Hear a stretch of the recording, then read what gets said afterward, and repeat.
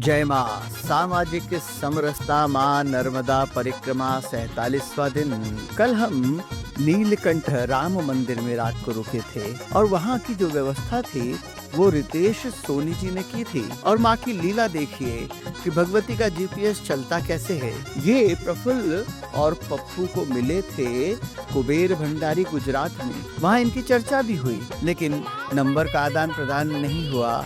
और आखिर जब नीलकंठ पहुँचे तो उसके पहले प्रफुल्ल और पप्पू का इनसे संपर्क हुआ और सारी व्यवस्था इन्होंने की। भोजन की व्यवस्था भी आपकी ओर से ही थी। सब परिवार पधारे और उनकी दोनों बच्ची तोशिका और नंदनी ने भी बड़े प्रेम से सबको भोजन परोसा। आज सुबह हम 5:40 को निकल पड़े। आज 47वां दिन था और वैसा ही प्रवाह, वैसी ही दिनचर्या, माँ का नाम, माँ का आभार, सीताराम का कीर्तन करते हुए हम चले।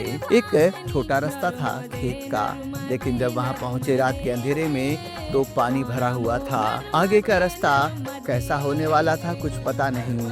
तो बुजुर्गों की याद आई कि रास्ता चलना स्वच्छ चाहे फेर हो, और हम 4 किलोमीटर घूम कर चल पड़े। आज बंटी पवार जी, मुकेश पवार जी, इन सब ने स्वागत किया। चितगांव में दीपक कुशवाहा जी ने और ग्राम बीमावर में माँ नर्मदा अन्न क्षेत्र आश्रम रानी तलाई में स्वागत हुआ। चाय की व्यवस्था हुई। धूम सिंह जी, विनोद जी, अमित यादव जी, बंटी यादव जी, दीन दयाल यादव जी, अशोक यादव जी, इन सब लोगों ने परिक्रमा वासियों के लिए कुछ न कुछ भिक्षा में दिया। बाल भोग आज महेश बत्रा जी जो भोपाल से पधारे थे सबके लिए पैटिस, पेस्ट्री और सैंडविच लेकर आए। तो वही पूर्णिमा बिल्लोर जी और प्रीति पवार जी करोन माफी से सबके लिए बाल भोग लेकर आए। और जब हम नदी के पास पहुँचे, माँ नर्मदा के पास पहुँचे, तो एक छोटी नदी थी।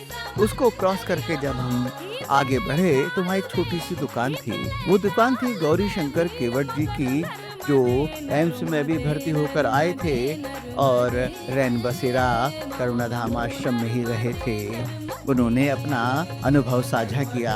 जगदीश जी और सतीश जी ने भी स्वागत किया और ढोल के साथ अपने घर ले गए। वहीं पर एक ओटला बना था जिसके बारे में उन्होंने बताया कि एक जोशी बाबा का मंदिर है।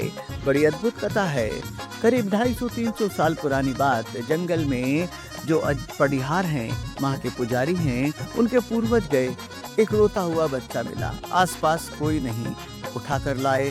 सारे गांव में आसपास ढिंढोरा पिटवाया लेकिन कोई इस बच्चे को लेने नहीं आया क्योंकि वो अवतारी था। वो बालक थोड़ा बड़ा हुआ और कपड़ा बिछाकर नर्मदा जी में उस पर बैठकर वो पार जाता था और शेरों से लड़ाई करता था। क्योंकि एक बार जब माता पिता ने उसके हाथ में एक घाव देखा तो पूछा, पहले तो आनाकानी, फिर बताया कि मैं शेर से लड़ने जाता हूँ।